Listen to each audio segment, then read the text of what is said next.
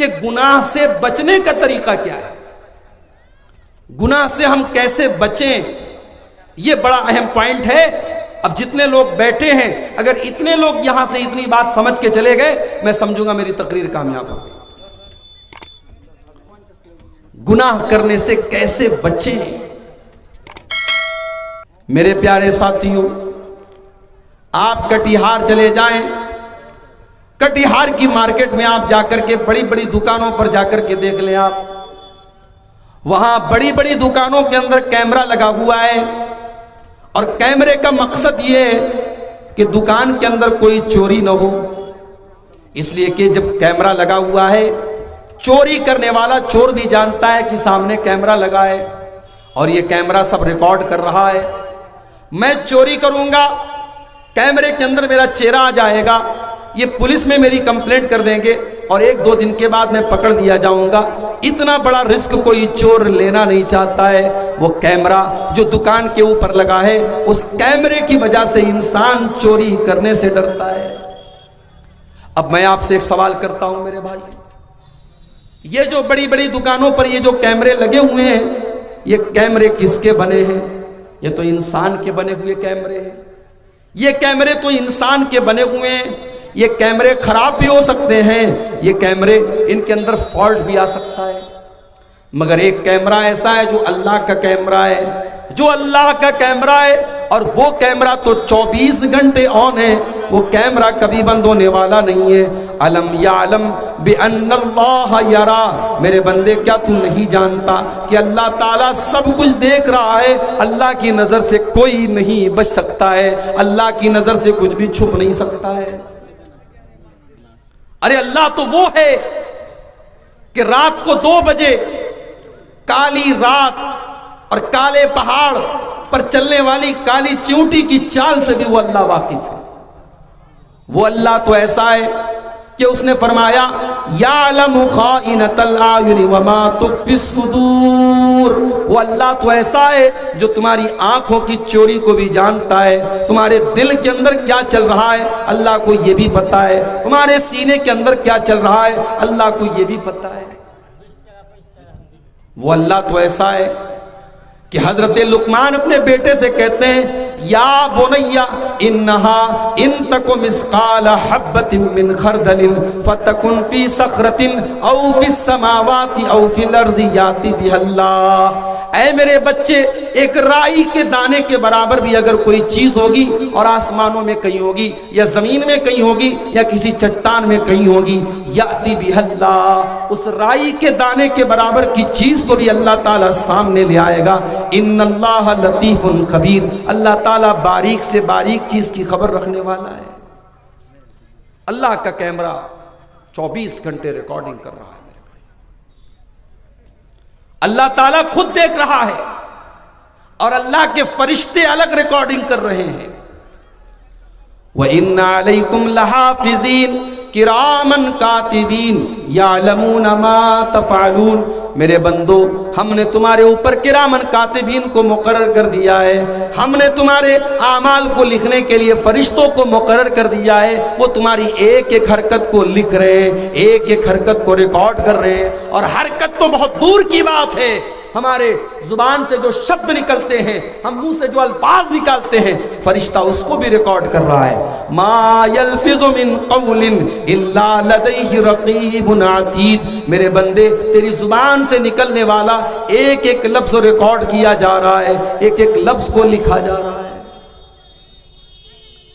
کل قیامت کا دن ہوگا، اللہ کی بارگاہ ہوگی، اور ہماری زندگی بھر کی وہ جو ریکارڈنگ ہے، ہماری زندگی بھر کا جو کچا چٹھا ہے، وہ ہمارے سامنے رکھ دیا جائے گا۔ میرے بھائیو، اس دن ہمارا کیا حال ہوگا؟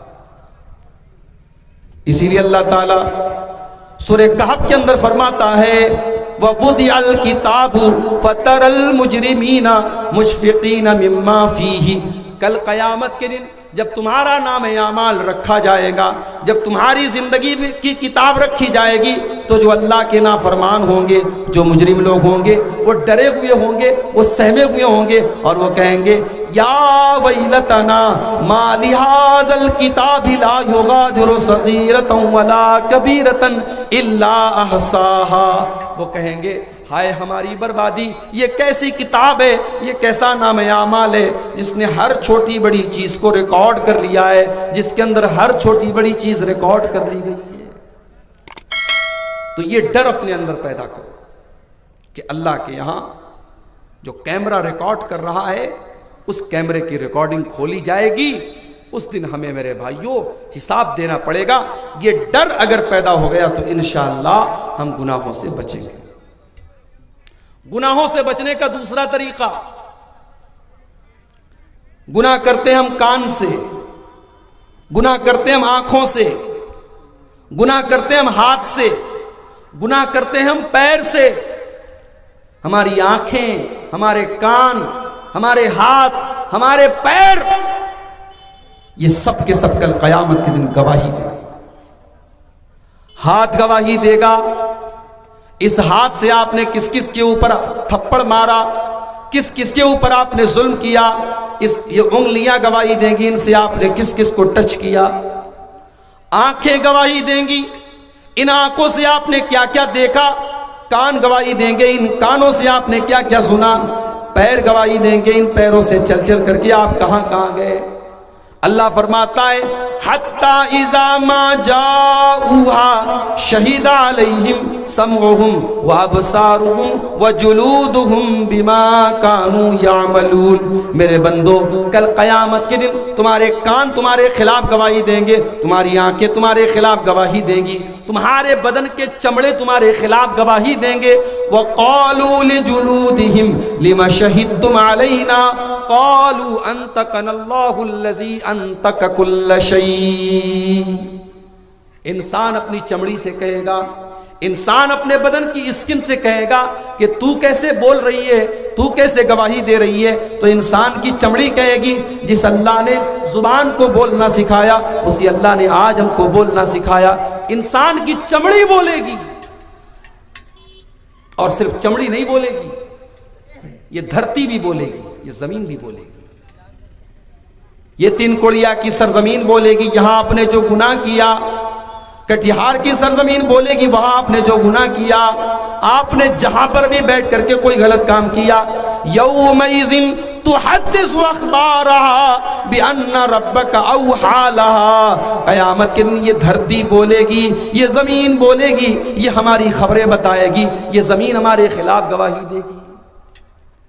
تو گناہ سے اگر بچنا ہے تو یہ اپنے اندر یہ سوچ پیدا کر لو کہ ہم جو بھی گناہ کریں گے اپنی باڈی کے جس پارٹ سے کریں گے، ہماری باڈی کا وہ پارٹ کل قیامت کے دن ہمارے خلاف گواہی دے گا۔ اس دن ہم کیا کریں گے میرے پیارے ساتھی؟ گناہ سے بچنے کا تیسرا طریقہ، جب ہم کوئی گناہ کا کام کرتے ہیں، ہم اپنے باپ سے شرماتے ہیں، اپنی ماں سے شرماتے ہیں۔ شراب پینے والا لڑکا بھی اپنے باپ کے سامنے شراب نہیں پیتا، غلط کام کرنے والا انسان بھی اپنی ماں کے سامنے غلط کام نہیں کرتا۔ ماں سے شرماتا ہے، باپ سے شرماتا ہے، بڑے بھائی سے شرماتا ہے، بڑی بہن سے شرماتا ہے۔ او لوگو، باپ سے شرماتے ہو بہت اچھی بات ہے، ماں سے شرماتے ہو بہت اچھی بات ہے، لیکن اگر گناہ سے بچنا چاہتے ہو تو اللہ سے شرمانا شروع کر دو، اللہ سے شرمایا کرو۔ سوال یہ پیدا ہوتا ہے اللہ سے شرمانے کا کیا مطلب ہے؟ آئیے آپ کو وہ حدیث پڑھ کے سنا دیتا ہوں۔ اللہ کے پیارے نبی فرماتے ہیں استحیوا من اللہ حق الحیاء۔ او لوگو، اللہ سے شرماؤ جیسا اللہ سے شرمانے کا حق ہے، جیسا اللہ سے شرمانا چاہیے۔ صحابہ نے کہا اے اللہ کے نبی، ہم تو اللہ سے شرماتے ہیں۔ الحمدللہ، نبی نے فرمایا نہیں نہیں، تم اللہ سے نہیں شرماتے ہو۔ اللہ سے شرمانے کا مطلب یہ ہے ان تحفظ الرأس وما وعى، تم اپنے سر کی حفاظت کرو اور سر کے اندر جتنی چیزیں ہیں تم ان کی حفاظت کرو۔ سر کی حفاظت کرو، اور سر کے اندر جتنی چیزیں ہیں، سر کے اندر دونوں کان بھی ہیں، کان کی حفاظت کرو۔ سر کے اندر دونوں آنکھیں ہیں، آنکھ کی بھی حفاظت کرو۔ سر کے اندر زبان بھی ہے، زبان کی بھی حفاظت کرو، اور سر کے اندر دماغ بھی ہے، دماغ کی بھی حفاظت کرو، سر کی حفاظت کرو، اور سر کے اندر جتنی چیزیں ہیں ان سب کی حفاظت کرو۔ دوسری چیز وَأَن تَحْفَظَ الْبَطْنَ وَمَا حَوَىٰ، اپنے پیٹ کی حفاظت کرو اور پیٹ سے جڑی ہوئی چیزوں کی حفاظت کرو۔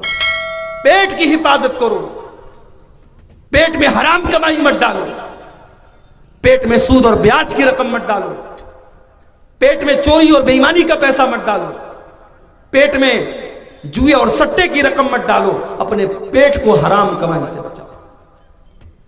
اور پیٹ سے جڑی ہوئی چیزوں میں انسان کی شرمگاہ بھی ہے، چاہے مرد ہو چاہے عورت ہو، اپنی شرمگاہ کی حفاظت کرے، اپنی آبرو کی حفاظت کرے۔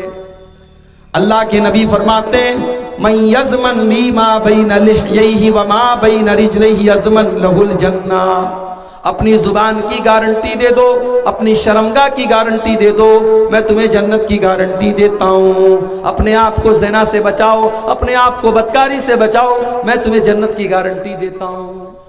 اللہ کے پیارے نبی فرماتے ہیں عورت 4 کام کر لے جنت میں چلی جائے گی، عورت 4 کام کر لے جنت کے جس گیٹ سے چاہے، جنت کے جس دروازے سے چاہے وہ جنت میں چلی جائے گی۔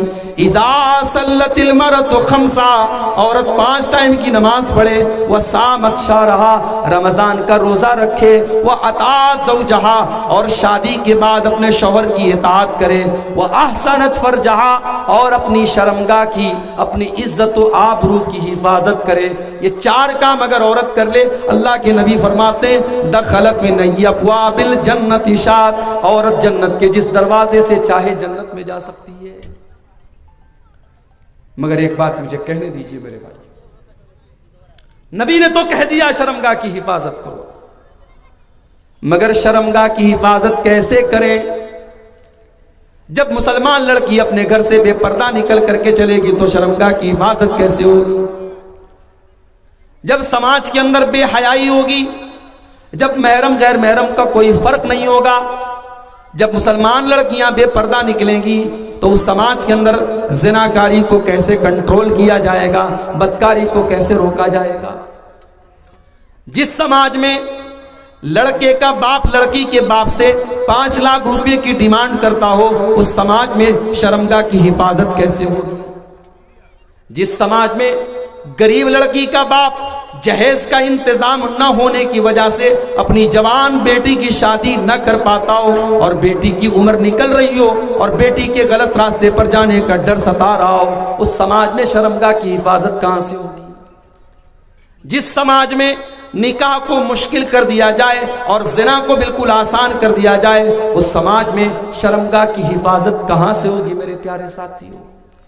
اللہ کے نبی فرماتے ہیں وَأَن تَحْفَظَ الْبَطْنَ وَمَا حَوَىٰ، اگر تم اللہ سے شرماتے ہو تو اپنے پیٹ کی حفاظت کرو، اور پیٹ سے جڑی جتنی چیزیں جس میں انسان کی شرمگاہ بھی شامل ہے تم اس کی حفاظت کرو۔ اور تیسری چیز وَأَن تَتَذَكَّرَ الْمَوْتَ وَالْبِلَاءَ، موت کو یاد کرو، اور موت کے بعد تمہاری باڈی کے اوپر، تمہارے شریر کے اوپر جو کچھ ہونے والا ہے تم اس کو یاد کرو۔ دنیا میں بڑے خوبصورت ہیں آپ، بڑے اسمارٹ ہیں آپ، بڑے ہینڈسم ہیں آپ، بڑا چہرہ آپ کا خوبصورت ہے، لیکن مرنے کے بعد جب آپ کو زمین میں ڈالا جائے گا، جب آپ کو قبر میں ڈالا جائے گا، اور 1 سال کے بعد آپ کی ڈیڈ باڈی کو جب قبر سے نکالا جائے گا تو آپ کا کنکال دیکھ کر کے آپ کی بیوی بھی ڈر جائے گی، آپ کے بچے بھی ڈر جائیں گے، آپ کے خوبصورت چہرے کی خوبصورتی ختم ہو جائے گی۔ اور میرے پیارے ساتھیوں، وہ دن ہم سب کے اوپر آنا ہے، قبر میں ہم سب کو جانا ہے، اور وہ دن ہم سب کے اوپر آنا ہے۔ ہم نے دنیا میں کروڑوں کی دولت کما لی، مگر 2 گز زمین کے نیچے ہم سب کو جانا ہے۔ ہم جتنے بھی خوبصورت ہو جائیں اسی مٹی کے اندر ہم کو جانا ہے۔ اللہ کے نبی فرماتے ہیں وَأَن تَتَذَكَّرَ الْمَوْتَ وَالْبِلَاءَ، موت کو یاد کرو اور اس دن کو یاد کرو جب تم بوسیدہ ہو جاؤ گے، جب تم مٹی میں مل جاؤ گے، جب تم مٹی میں ختم ہو جاؤ گے، تمہاری خوبصورتی ختم ہو جائے گی۔ مگر ہم تو اتنے کٹھور دل ہو چکے ہیں کہ ہمیں قبرستان جانے کے بعد بھی موت یاد نہیں آتی ہے۔ قبرستان میں کھڑے ہو کر کے بھی ہم موبائل سے باتیں کرتے ہیں، قبرستان میں کھڑے ہو کر کے بھی ہم ہنسی مذاق کرتے ہیں، ہمیں قبرستان میں بھی موت یاد نہیں آتی۔ میرے پیارے ساتھیوں، اللہ کے نبی فرماتے ہیں اکثروا ذکر ہادم اللذات، او میری امت کے لوگوں، لذتوں کو توڑ دینے والی چیز موت کو زیادہ سے زیادہ یاد کیا کرو، موت کو زیادہ سے زیادہ یاد کیا کرو۔ اور ایک حدیث میں اللہ کے نبی کہتے ہیں کہ قبرستان جایا کرو، قبرستان کی زیارت کیا کرو، فَإِنَّهَا تُذَكِّرُكُمُ الْآخِرَةَ، اس لیے کہ قبرستان جانے سے تمہیں موت کی یاد آئے گی، قبرستان جانے سے موت یاد آئے گی۔ اللہ کے نبی فرما رہے ہیں یہ 3 کام جو کر لے سمجھ لو وہ اللہ سے شرماتا ہے، اور جو اللہ سے شرمائے گا اللہ اس کو جنت میں داخل کرے گا۔ تو گناہوں سے اگر میرے بھائیوں ہم اور آپ بچنا چاہتے ہیں تو ہمیں اور آپ کو اللہ سے شرمانا ہوگا، اور اللہ سے شرمانے کا جو مطلب ہے وہ اس حدیث میں نے آپ کے سامنے پڑھ کر کے سنا دیا ہے۔ اسی طریقے سے اگر آپ گناہ سے بچنا چاہتے ہیں، آپ اچھے لوگوں کے ساتھ رہیے۔ اگر آپ سگریٹ پینے والوں کے ساتھ رہیں گے تو آج نہیں کل آپ بھی سگریٹ پینے لگیں گے۔ آپ بے نمازی لوگوں کے ساتھ رہیں گے تو آج نہیں کل آپ بھی بے نمازی ہو جائیں گے۔ انسان کے اوپر صحبت کا اثر پڑتا ہے، سنگت کا اثر پڑتا ہے، اس لیے اچھے لوگوں کی سنگت میں رہیے۔ اسی لیے اللہ کے نبی فرماتے ہیں المرء علی دین خلیلہ، انسان اپنے ساتھی اور اپنے دوست کے دین پر ہوتا ہے، جیسا دوست کا دین ہوتا ہے ویسا اس کا دین ہوتا ہے۔ لہٰذا انسان جب کسی سے دوستی کرے تو سوچ سمجھ کے دوستی کرے۔ آگے رمضان کا مہینہ آ رہا ہے، رمضان کا مہینہ بس دو چار دن کے بعد ہم پر سایہ فگن ہونے والا ہے۔ اگر آپ باقی سال کے 11 مہینے نماز نہیں پڑھ رہے ہیں تو کم سے کم رمضان میں آپ نماز پڑھنا اسٹارٹ کر دیجئے، شروع کر دیجئے۔ اگر آپ سگریٹ کی لت آپ کو ہے اور آج تک آپ نہیں چھوڑ پائے ہیں تو آنے والے رمضان میں اس کو چھوڑنے کی کوشش کیجئے۔ اگر آپ کے اندر کوئی بری عادت ہے اور آج تک آپ اپنی بری عادت کو چینج نہیں کر پائے تو رمضان میں آنے والے رمضان میں اپنی اس بری عادت کو چینج کرنے کی کوشش کیجئے۔ اس لیے کہ اللہ کے نبی فرماتے ہیں اذا کانت اول لیلۃ من رمضان، جب رمضان کی پہلی رات آتی ہے آسمان کے دروازے کھول دیے جاتے ہیں اور جہنم کے دروازے بند کر دیے جاتے ہیں، اور آسمان سے پکارنے والا پکارتا ہے اور کہتا ہے یا باغی الخیر اقبل، اے نیکی کا کام کرنے والے تو آگے بڑھ، اور اے گناہ کا کام کرنے والے تو پیچھے ہٹ جا۔ اس مہینے کا میرے بھائیوں ہم اور آپ صحیح استعمال کریں۔ رمضان کو ہم اپنی زندگی میں چینجنگ کا اور پریورتن کا مہینہ بنا لیں۔ یہ چند باتیں تھیں گناہ کے سائیڈ ایفیکٹ کے تعلق سے اور گناہوں سے بچنے کے طور طریقوں کے تعلق سے۔ ہم اللہ سے دعا کرتے ہیں رب العالمین تو ہمیں گناہوں سے بچنے کی توفیق عطا فرما، ہمیں تو سچی توبہ کرنے کی توفیق عطا فرما۔ رب العالمین آنے والے رمضان میں ہمیں تو توفیق دے کہ ہم جو گناہ کے کام کرتے ہیں ہم ان کو چھوڑ کر کے تجھے راضی کرنے والے کام کریں۔ ہم میں سے جو بیمار ہیں اللہ ان کو شفائے کامل عاجل عطا فرما، جو روزی روٹی سے پریشان ہیں اے اللہ تو ان کے کاروبار میں برکت نصیب فرما۔ اے اللہ تو ہمیں ہمارے ملک کی بھی حفاظت فرما، ہمارے ملک کو تو ظالموں کے ظلم سے اور شریروں کے شر سے ان کو بچا کر کے رکھ۔ اے اللہ جو ہم میں سے بے نمازی ہیں تو ان کو نمازی بنا دے۔ اے اللہ جو روزی روٹی سے پریشان ہیں اللہ ان کے کاروبار میں برکت نصیب فرما۔ اے اللہ جس مسجد کے لیے آج کا یہ پروگرام منعقد ہوا ہے اللہ اس مسجد کے لیے ہوا ہے نا، مدرسے کے لیے، جس مدرسے کے لیے آج کا یہ پروگرام ہوا ہے اللہ اس مدرسے کو دن دنیا رات چوگنی ترقی عطا فرما۔ اے اللہ ہمیں تعلیم کے میدان میں بھی تو آگے بڑھنے کی توفیق عطا فرما، جب تک ہم دنیا میں زندہ رہیں اسلام پر زندہ رہیں اور ہم سب کا خاتمہ ایمان پر ہو، آمین۔ وآخر دعوانا الحمد للہ رب العالمین، والسلام علیکم ورحمۃ اللہ وبرکاتہ۔